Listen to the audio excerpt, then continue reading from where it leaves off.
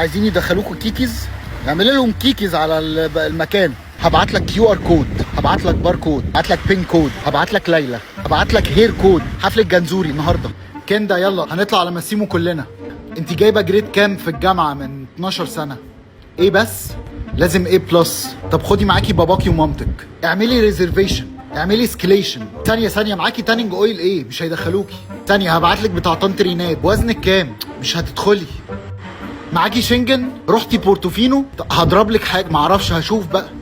هنفطر في ساتشي وهنرجع في كيكيز. من النهارده انا اسمي خالد ماسيمو. اي حد يسال عليا انا في ماسيمو. يا مودي معاك ازازه ب 4000 جنيه؟ هاتها وتعالى. احنا في ماسيمو شباب.